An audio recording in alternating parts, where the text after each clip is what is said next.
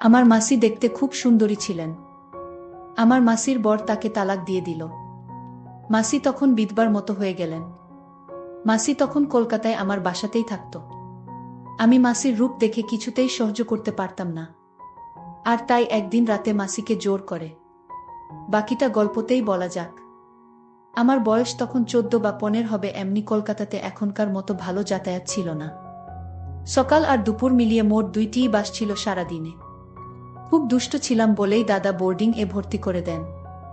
দাদা তখন বিএস এর লেফটেন্যান্ট। বোর্ডিং এর ছুটিতে পালা করে আমাদের ছোট মাসির বাড়িতে ছুটি কাটাতে যেতে হতো। মা সরকারি চাকরি করতেন, তাই সময় সুযোগ হতো না দেখেই হৃদিকাদির সাথেই আমাদের পাঠিয়ে দিতেন। পাহাড়ে ঘেরা জায়গাটা আমাদের খুব ভালো লাগত। রীতা মেসোর ছোট বোন।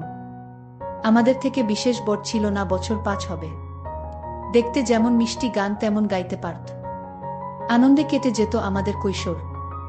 মাসির নাম খুব আধুনিক ছিল। মার থেকে ছোট মাসি 10 বছরের ছোট ছিলেন।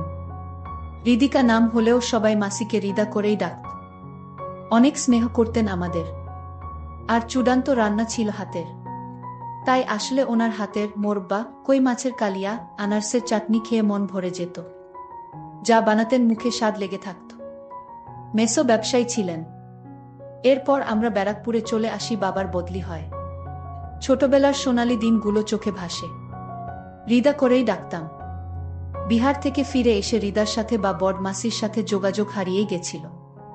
চিঠি ছাড়া কোনো যোগাযোগ থাকত না প্রায়। আর আমাদের বাড়িতে ফোন অনেক পরেই এসেছিল। বাবার বদলির 4 বছর পরে মাও বদলি হয়ে চলে আসেন। আমাদের ব্যস্তময় জীবন চলতে থাকে। আস্তে আস্তে স্মৃতি হতে থাকে। স্কুল শেষ করে, কলেজ শেষ করে, ইউনিভার্সিটি ছাড়িয়ে বেশ বড় হয়ে যাই। মা বাবার বয়স হয়েছে, দুজনেই রিটায়ার করে দাদার আশ্রয় নিয়েছেন। দাদার 2 ছেলে মেয়ে। দাদা তার পরিবার, মা বাবাকে নিয়ে খুব খুশি। আমি ছোট বলে আমার উপর দায়িত্ব কম ছিল। বয়স 27, বিয়া করলেই করা যায়, কিন্তু বিয়ার দিকে তেমন টান ছিল না। দাদা আম্বালা চলে যাওয়ার পর থেকেই আমি একটু বেশি বেপরোয়া হয়ে উঠলাম।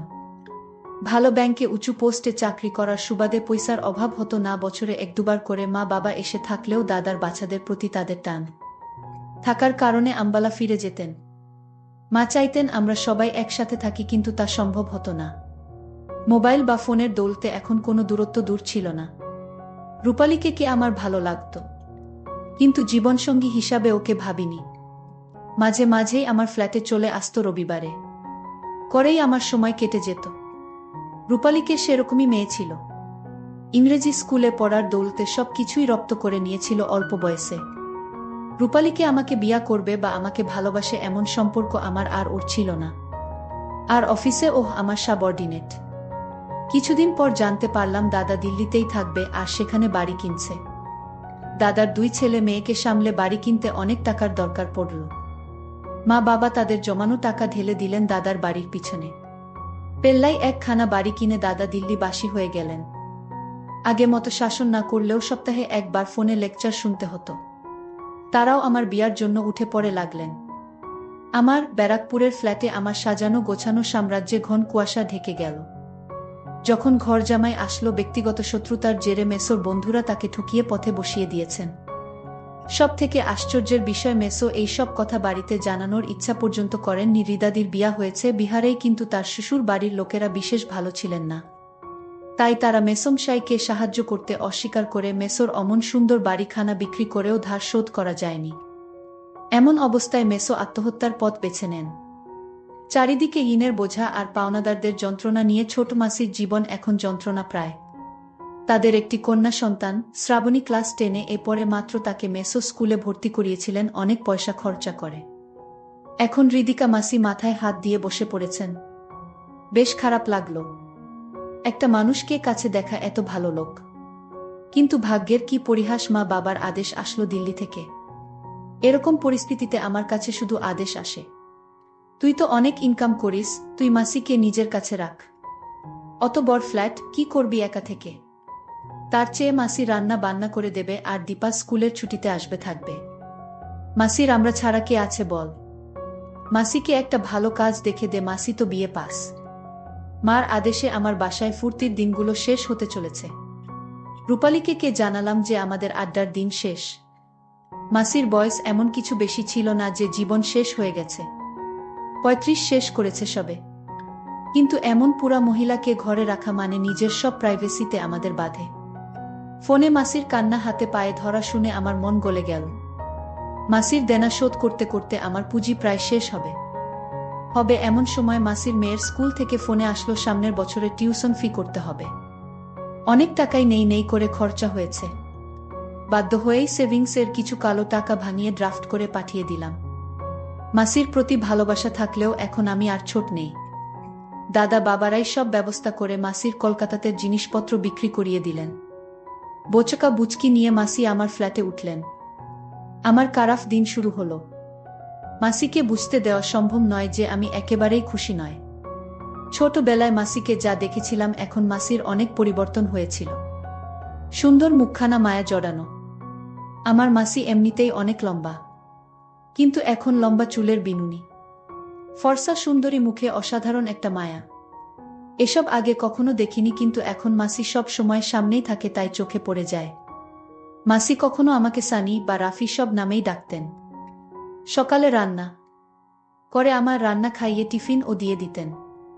সত্যি বলতে মাসির রান্না খেয়ে এত তৃপ্তি পেতাম যে বাকি সব কিছু ভুলেই যেতাম। মাসির পাশে এইভাবে দাঁড়ানোতে মাসি আমার সামনে অনেক কৃতজ্ঞতা প্রকাশ করতেন, যা আমি চাইতাম না, ভালো লাগতো না। একরকম মাসির সংসার যেন আমি চালাছিলাম। 2 সপ্তাহ কেটে গেছে, মাসি এসেছে। মাসি মাঝে মাঝে আমার ফোনে মার সাথে বাবার সাথে কথা বলে নিয়ে বন্ধুবান্ধব নিয়ে আনন্দ করা লাটে উঠে গেল। রাহুল আমার এক কলিগ, সুযোগ পেল তাই আমার দুর্বলতাকে কাজে লাগিয়ে রূপালীকে নিয়ে অনেক কিছু করা শুরু করল। কাজ অফিস করতে করতে কেটে গেল 1 মাস। মনে মনে ভাবলাম 10টার পর মাসি তো নিজের ঘরে নিজের মতো থাকে, টিভি দেখে বা বই পড়ে। যদি বন্ধুর বাহানায় নিয়ে আসি কাউকে, ক্ষতি কি? আর মাসির ঘর পূর্বের বারান্দায়, আমি উত্তরে 2টো ঘর ছেড়ে থাকি। 2টো রান্নাঘর, 2টো বাথরুম। মাসির ঘর মাসির বাথরুমের সাথে। এইভাবে আর কতদিন চলবে? মাসি থাকাতে আমার বাজে নিশা বন্ধ হয়ে গেল। কারণ মাসির সামনে যদি মেয়েদের নিয়ে আড্ডা দেই তাহলে মাসি মাকে বলে দিবে। হয় মাসি আমার অসুবিধা বুঝতে পারত, নয় মাসি বুঝলেও নিরুপায় ছিল। অনেক ভেবে দেখলাম মাসি কাজে গেলে আমার অন্তত একটু সুবিধে নিশ্চয়ই হবে, কিন্তু কোথায় কাজে পাঠাবো? মহাচিন্তা শেষমেশ আমার ব্যাংকের জিবিএমকে বলে মাসিকে আমার ব্যাংক এই মাসিকে স্টাফ হিসাবে ঢুকিয়ে দিলাম।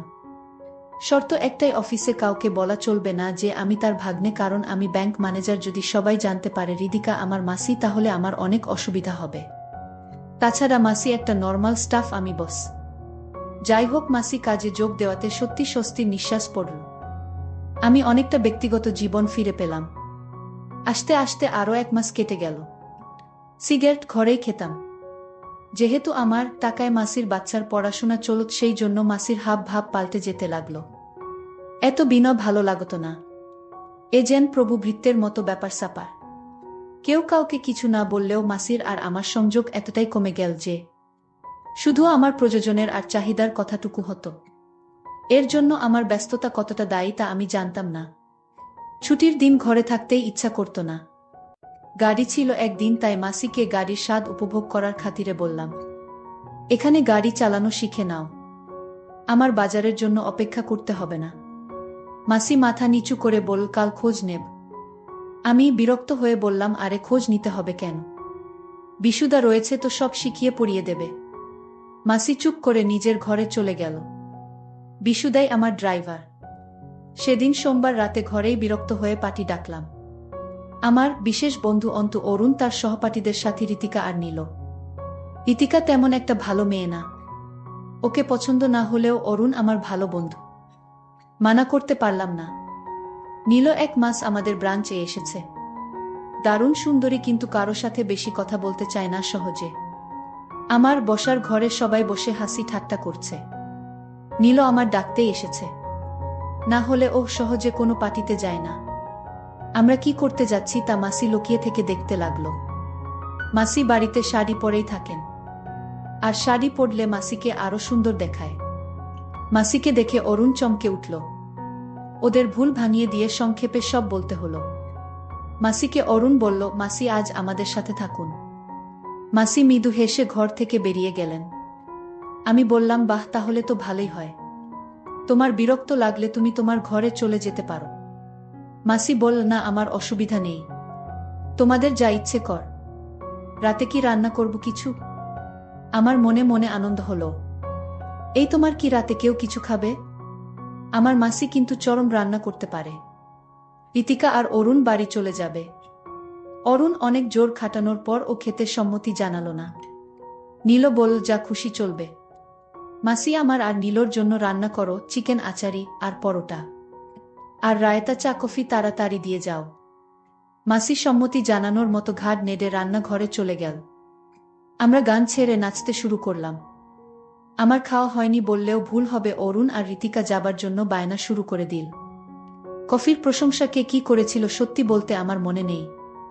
শেষমেশ অরুণ আর ঋতিকা বেরিয়ে গেল।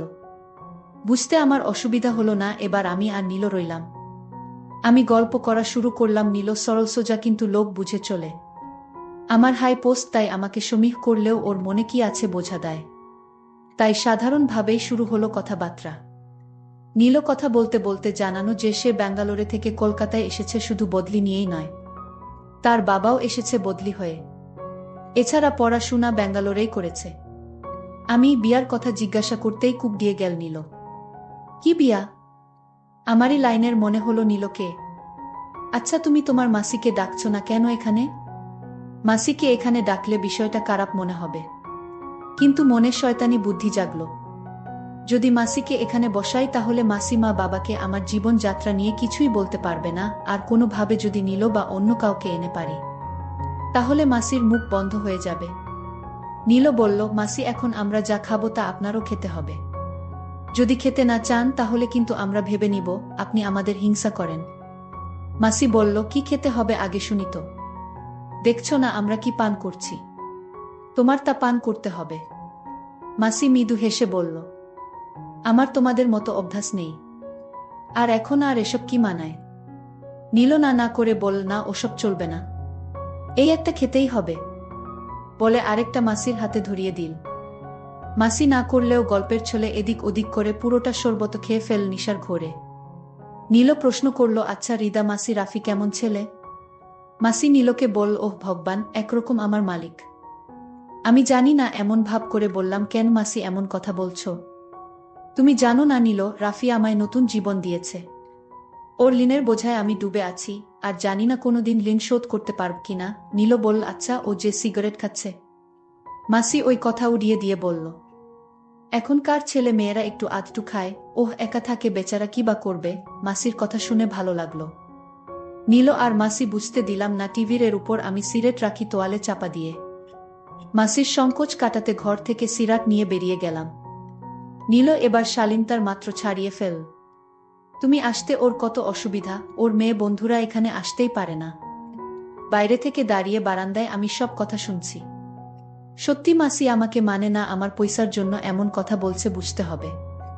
না না, অসুবিধা কোথায়, ওর মেয়ে বন্ধু আসলে আসবে। এখন ওর বিয়া করার কথা আমার জন্যই না, ওর কত কষ্ট। আমার জীবনে আর কি বা আছে? ওহ, আমার মেয়ের দায়িত্ব নিয়েছে, এটাই বড় কথা। তার জন্য আমি তো এমনিতেই ওর কাছে ঋণী। ও না থাকলে হয়তো আমার পথে বসতে হতো। আমি সত্যি সেইভাবে মাসি আমার সহানুভূতির নিচে চাপা পড়ে থাকতে দেখতে চাইনি। মাসি ঘরে আছে। আমিও ঘরে ঢুকলাম। মাসির কথাবার্তা এলোমেলো হয়ে গেছে। হয় আবোল তাবোল বকছে আর নীল মাসিকে মজার পাত্র বানাচ্ছে। মাসিকে দেখতে আজ অনেক সুন্দর দেখাচ্ছে। মাসিকে ছোটবেলায় দেখেছিলাম সুশ্রী মায়াময় মুখ। আমি ভাবলাম মাসিকে আমার যে করে হোক আমার কথায় রাজি করাতে হবে। আমি মাসিকে বললাম, ছোটবেলা থেকে তুমি আমার সব কথা রেখে আসছো। আমি তোমায় এখন একটা কথা বলতে চাই, আর সেই কথাটা আমার মাকে বলা যাবে না। আমি মাসিকে বললাম, মাসি, আমি তোমার কাছে একটা জিনিস চাই। মাসি বলল, কি জিনিস? আমি বললাম, আমি চাই তুমি মেসোর সাথে রাতে যা করেছিলে আমি তোমায় তা করতে চাই। মাসি বলল, তুমি আমার যে উপকার করেছে তা আমি কোনোদিন ভুলতে পারবো না। আমি রাজি। তারপর মাসির সাথে এক সুখের রাজ্যে হারিয়ে গেলাম। বন্ধুরা, আজকের গল্পটি কেমন লাগলো তা অবশ্যই কমেন্ট করে জানাতে ভুলবেন না।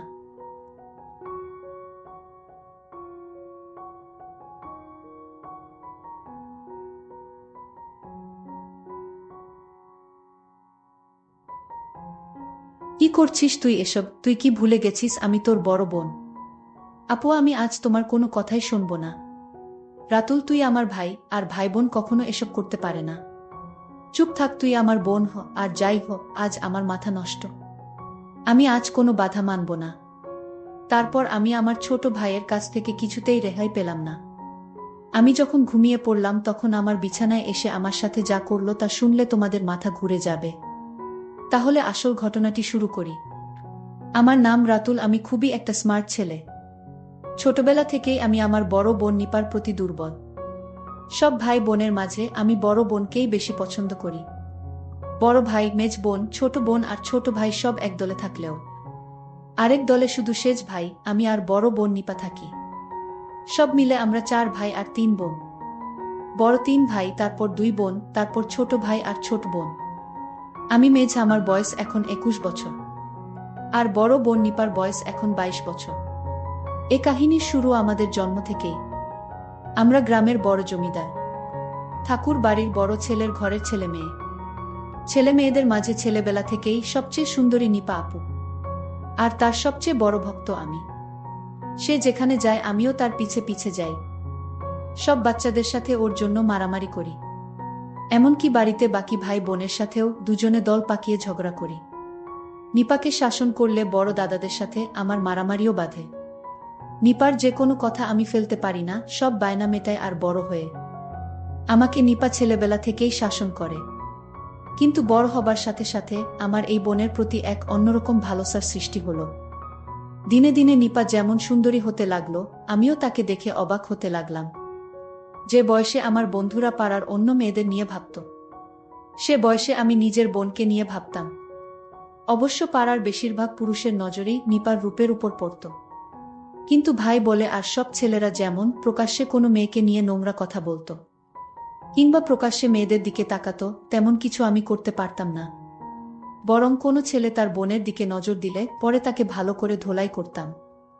মেয়েরা ছেলেদের আচরণ বেশ ভালোই বোঝে। নিপা আমার এই নতুন পরিবর্তন ধরতে পারেনি। তা কিন্তু নয়। সে বোঝে আমি তার এতটাই ভক্ত আর তাকে এতটাই ভালোবাসি যে তার প্রেমেও পড়তে পারি। কিন্তু এই প্রেমের কোনো সমাধান নেই, কারণ সে আমার বোন। আমার বোনের হাতের রান্না ছাড়া আমি ভাত খেতে পারতাম না। বোন হিসেবে অনেক ভালোবাসি, তাই বেশি কিছু আশা করি না। বরং ওর মতো একটা বউ হলেই হলো আমার। যদিও তা আমি আর কোনোদিনই খুঁজে পাচ্ছি না। দেখতে দেখতে নিপা কলেজে উঠে গেল। আর নিপা আপু দিন দিন সুন্দরী হতে লাগলো। এদিকে আমাদের এই এলাকায় জাতিভেদ যুগ যুগ ধরে এক বড় সমস্যা। আমি এই জাতভেদের বিরুদ্ধে রুখে দাঁড়াই, বামপন্থীদের পক্ষে চলে যাই। ফলে আমার সাথে জমিদার ঠাকুরদার বিরোধ বাধে। এরপর আমার বাপ ভাই সবাই আমার বিরুদ্ধে চলে যায়। ঠাকুরদার চাপে আমি বাবা মাকে ত্যাগ করতে বাধ্য হই। আমি মা, মাসি, বোন আর বড় বোন নিপার কাছ থেকে বিদায় নিয়ে কলকাতা চলে আসি। এখন আমি সেখানে বিশাল বড় কোম্পানির ম্যানেজার। নিপা পরিবারে একা হয়ে যায়। ওর বয়স তখন 24 বছর। রোজ 2 গ্রাম পেরিয়ে কলেজে পড়তে যায়। এর মাঝে এক সুদর্শন ছেলের সাথে তার প্রেম হয়ে যায়। ছেলেটা চেন্নাইতে ডাক্তারি পড়ে। দুজনে পালিয়ে বিয়ে করে। জমিদারের ভয়ে ছেলেটার পরিবার গ্রাম ছেড়ে পালিয়ে শহরে এক বস্তিতে আশ্রয় নেয়। অনেক কষ্টে ছেলেটা পড়া চালিয়ে যায়। 1 বছর পর জমিদারের লোকরা একদিন ওর জামাইকে ধরে ফেলে। ওরা নিপার বাবার নির্দেশে ছেলেটার 2 পা মেরুদণ্ড ভেঙে দেয়। নিপা তখন 9 মাসের অন্তঃসত্ত্বা। ছেলেটাকে বাঁচাতে যে চিকিৎসার প্রয়োজন তা দেবার সামর্থ্য তার পরিবারের নেই। এমন বিপদের দিনে সে একজনকেই চিৎকার করে ডাকতে পারে, তার ছোট ভাই অর্থাৎ আমাকে। স্বামীকে নিয়ে বোন কলকাতা আসে, আমাকে খুঁজে বের করে। আমি বোনের এই কষ্ট দেখে পাগল হয়ে যাই। আমি ওর স্বামীর চিকিৎসা করাই। কিন্তু আমার বোনকে স্বামীর পরিবার সহ একটা বস্তিতে থাকতে দেখে ভীষণ কষ্ট পাই। কিছুদিন পর নিপা মা হয়। তার স্বামীও একই হাসপাতালে বাঁচা মরার লড়াই করছে। তখন নিপার স্বামী বেঁচে উঠলেও চিরতরে পঙ্গু হয়ে যায়। আমি বোনকে বাচ্চা সহ আমার নিজের এক বাড়িতে চলে আসতে বলি, কিন্তু নিপা স্বামী ছেড়ে কিভাবে আসবে? তাই পঙ্গু স্বামীকেও বোন সাথে নিয়ে আসতে চায়। আমিও মেনে নিই নিপার কথা। নিপার স্বামীর শরীর ভেঙে যায়। সুঠাম শরীর ভেঙে হাড়-ডিসার হয়ে যায়। অবশ্য কিছুদিনের মধ্যেই নিপা আবার তার স্বাভাবিক সৌন্দর্য ফিরে পায়। বরং দিনে দিনে তার রূপ আরও বাড়তে শুরু করে। কিন্তু বোনের স্বামী পঙ্গু হবার পর ওর জীবনের সব আনন্দ যেন শেষ হয়ে গেল। জীবনটা দুঃখে ভরে উঠল। একে তো শ্বশুর কুলে কেউ নেই যে আর্থিকভাবে সাহায্য করতে পারে, অন্যদিকে পঙ্গু স্বামীকে বিছানায় খাওয়া দাওয়া, টয়লেট করানো। আমার বোনের মনটা দুর্বল হয়ে গেল, তার আনন্দ ধূলিসাৎ হয়ে গেল। এদিকে আস্তে আস্তে আমার দৃষ্টি পড়ল আমার বোনের দিকে, বরং গ্রামে ফেলে আসা সেই কিশোরী বোনের চাইতে। এখন আমার বোনকে অনেক সুন্দর লাগে, কিন্তু মনের মাঝে অনেক দ্বিধা কাজ করে। এই দোটানা কাটিয়ে অবশেষে সিদ্ধান্ত নিয়েই ফেলি, যা হয় হবে, একবার বোনকে। এইটুকু নিশ্চয়ই আমি আদায় করতে পারব বোনের কাছ থেকে। এটা করে আর ওর কোনো ক্ষতি হবে না, বরং ওকে সহ ওর বাচ্চাকে স্বামীকে ভরণ পোষণ করার গুরু দায়িত্ব যখন আমি পালন করেছি, তাই আমি বিশেষ কিছু দাবি করতেই পারি। আমি ভেবে নিলাম আমার বোনকে আমি বলবো আমি তার কাছে কি চাই। আমি আমার বোনকে বলতেই হবে, তাছাড়া আমার মনকে আমি স্থির করতে পারছি না। নিপার চোখে আমার এই পরিবর্তন ঠিকই ধরা পড়ে, কিন্তু আমি এখন তার একমাত্র গুরুজন, তার উপর অনেক দাবি আছে আমার। ছোটখাটো বিষয়ে আমাকে আর কিছু বলতে পারে না আগের মতন। আস্কারা পেয়ে আমি আরও এগিয়ে যাই। নিপা কোনো মতে স্বাভাবিক আচরণ করে। পঙ্গু স্বামীর ঘরে রোগীর ঘরের মতো দুর্গন্ধ, সুস্থ মানুষ এ ঘরে থাকতে পারে না, আর বাচ্চা থাকলে অসুস্থ হয়ে যাবে।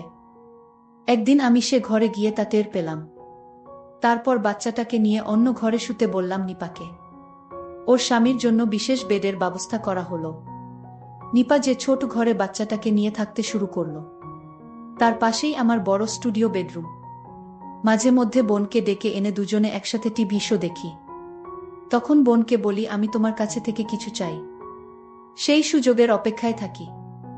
এভাবে ধীরে ধীরে 6 মাস পর নিপার জীবন থেকে তার স্বামী রোগে আরও দূরে সরে গেল, একটা বোঝায় পরিণত হল। বোনের স্বামী এখন একেবারে বিছানা থেকে উঠতে পারে না, দিন দিন রোগে দুর্বল হয়ে গেছে। আমার বোন তখন অসহ্য যন্ত্রণায় ভুগতে থাকে। একদিন বোনকে নিয়ে টিভি দেখতে দেখতে আমি বোনকে বললাম, বোন আমার একটা কথা রাখবে। সে বল, কি কথা? আমি বললাম, আমি ছোটবেলা থেকেই তোমাকে অনেক ভালোবাসি, আর এখন তোমার অনেক কষ্ট, সেটা আমি সহ্য করতে পারছি না। বোন বলল, আমার কপালে যা আছে তাই হবে। আমি বললাম, তোমাকে এভাবে কষ্টে আমি রাখতে পারি না। আমার বোন তখন বলল, এখন কি করতে চাস? আমি বললাম, তোমার স্বামী তো এখন বেঁচে থেকেও নেই, এখন তুমি সব কিছু থেকে বঞ্চিত। আর তাই বলছিলাম, তুমি তোমার স্বামীর সাথে রাতে যা করো আমিও তা করতে চাই। এই কথা শোনার পর বোন ঘর থেকে বেরিয়ে বাচ্চার কাছে চলে গেল। আমার খুব খারাপ লাগলো, নিজেকে খুব ছোট মনে হতে লাগলো। আমার বোনের প্রতি আমার যে দুর্বলতা হয়েছে, যে কোনো সময় একটা অঘটন ঘটাতে পারি, এই ভেবে আমি চিন্তিত হয়ে গেলাম। বোন না চাইলে তাকে কষ্ট দিয়ে আমি কিছুতেই সুখে থাকতে পারবে না। পরদিন বোনকে সরি বলবো, তার সাথে কথা বলবো ঠিক করলাম। কিছুদিন পর আমি বললাম, দেখ, এভাবে তোর জীবনটা একটা পঙ্গু স্বামীর জন্য নষ্ট করার কোনো মানে হয় না। তুই তোর স্বামীকে ওর বাবা মার কাছে দিয়ে আয়, দেখাশোনার জন্য টাকা পয়সা যা লাগে প্রতি মাসে আমি দেব। আর আমি যেহেতু তোকে মাঝে মধ্যে জ্বালাতন করি, তোর ভালো না লাগলে তুইও গ্রামে ঠাকুরদা বাবা মার কাছে ফিরে যেতে পারিস, তাতে তোর ভালোই হবে। নিপা বলল, আর আমার বাচ্চাটার কি হবে? আমি ওকে গ্রামে নিয়ে যাবি তোর সাথে? নিপা, না না বাবা মা ওকে অনাথ আশ্রমে দিয়ে দেবে, তারপর আমাকে আরেকটা বিয়ে দেবে। আমি, সেটা খারাপ হবে না, যেভাবে আছিস তার চাইতে ভালো থাকবি। অনাথ আশ্রম থেকে ওকে নিশ্চয়ই বড় কোনো দম্পতি দত্তক নেবে। নিপা, আমি হয়তো ভালো থাকবো, আমার বাচ্চার জীবনটা নষ্ট হয়ে যাবে। খারাপ কোনো লোক নিয়ে চাকর বাকর বানালে কি হবে? আমি সেটা ভাবিনি। আমি আরেকটু বড় হোক, তারপর ভাবা যাবে। নিপা, আমি এখানে থাকাতে তোর খুব অসুবিধে হচ্ছে তাই না রাতুল? অনেক টাকা খরচা হচ্ছে। আমি, না না, তুই যা ভাবছিস তা না। তুই এখানে থাকলে আমি খুশিই হব, কিন্তু আমার ব্যবহারে তুই কষ্ট পাস এটা আমি চাই না। নিপা, তুই একটা বিয়ে কর না রাতুল। আমি হঠাৎ এই কথা শুনে কাশতে লাগলাম। আমি কেন বিয়ে করব? কেন? অন্য কোনো মেয়ে এসে তোকে এভাবে বাচ্চা আর স্বামী নিয়ে নিজের সংসারে থাকতে দেবে ভেবেছিস? নিপা বলল, আমি চলে যাব গ্রামে, বাচ্চাটা কাউকে দিয়ে দেব। সুন্দরী একটা বউ হলে তখন আমাকে না জ্বালিয়ে ওকে জ্বালাবি তুই। আমি চলে যাব, বাচ্চাকে দিয়ে দেব বললেই হলো, এত সহজ? যত সব বাজে কথা। অন্য মেয়েকে দিয়ে আমার হবে না, আমার শুধু তোকে চাই। তুই কি পাগল হয়েছিস? আমি আর তুই ভাই বোন। ভাই বোনের মধ্যে এসব হয় না। হে, আমি পাগল হয়ে গেছি।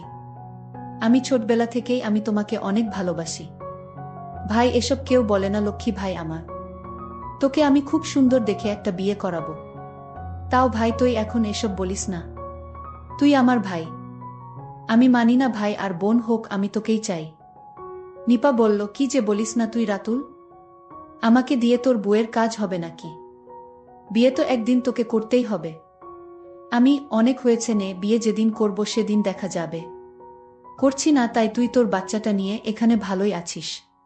খাল কেটে কুমির আনার দরকার কি তোর? তোর চাইতে সুন্দরী কোনো মেয়ে আছে নাকি যে বিয়ে করব? নিপা ধ্যাত, দেখ রাতুল, আমার সাথে অমন অসভ্য কথা বলবি না। নিপা লজ্জা পেয়ে অথবা রাগ করেই ঘর ছেড়ে বেরিয়ে গেল। ছোট ভাইয়ের এই আবদার আমার আর ভালো লাগে না। আমি যে এখন কি করি? পরদিন রাতুল অফিস থেকে ফিরে বোনের ঘরে গেল খাবার দিতে বলবে বলে। আমি খাবার দে নিপা। নিপা আসছি রাতুল, বাচ্চাটাকে ঘুম পাড়িয়ে। তারপর বোন আমাকে খাবার দিল। খাবার পর আমি বোনকে আমার ঘরে আসতে বললাম। বিছানায় শুয়ে কি করতে বলবো সেটা ভাবতে লাগলাম। আমি বললাম, আমার মাথাটায় আজ প্রচণ্ড ব্যথা, আমার মাথাটা একটু মালিশ করে দিবা। আমি আমার ভাইয়ের মাথায় মেসেজ করে দিচ্ছিলাম। ভাই তখন বলল, বোন তোর হাতে জাদু আছে। তুই আমার মাথাটা একটু মালিশ করে দিতেই মাথার ব্যথা চলে গেছে। তারপর আমি ঘুমিয়ে গেলাম। রাত যখন 2টা বাজে তখন আমার ঘুম ভেঙে গেল। আমি দেখলাম আমার বোন ঘুমিয়ে আছে। আমি আমার বোনকে দেখে আশ্চর্য হলাম। মনে হয় আল্লাহ নিজ হাতে তাকে বানিয়েছে। আমি আর কোনো কিছুই ভাবতে পারছি না। আল্লাহর সৃষ্টি কত সুন্দর। আমি আর কিছুই না ভেবে আস্তে আস্তে বিছানা থেকে উঠে বসলাম। আমি দরজাটা লক করতে ভুলে গেছিলাম, আর তাই দরজার কাছে গেলাম। দরজাটা লক করে আবার বিছানায় এসে বসলাম। তারপর আমি তার ঘনিষ্ঠ হতে শুরু করলাম। বোন তখন বিছানা থেকে উঠে আমায় বলল, কি তুই এখনো ঘুমাসনি? আমি বোনকে বললাম, আমার কিছুতেই ঘুম আসছে না। আমার বোন বলল, তাহলে কি করলে তোর ঘুম আসবে শুনি? আমি বললাম, আমি তোমাকে বউ হিসেবে দেখতে চাই, তাহলেই আমার ঘুম হবে। ঠিক আছে, তুই জানতে কি না জানিস না, আমি তোর আপন বোন না। আমাকে অনাথ থেকে তোর বাবা নিয়ে আসছিল। তোর বাবা একজন দয়ালু মানুষ, আর তাই আমাকে একদিন রাস্তায় কান্না করতে দেখে আমায় তোদের বাড়িতে নিয়ে আসে। আমার বয়স তখন 5 কি 6 হবে। আমার মা বাবাকে আমি জানতাম না, আর তাই তো আমি আমার বাচ্চাকে ছেড়ে আমি নতুন বিয়ে করতে পারবো না। তাকে অনাথে দিতে পারবো না।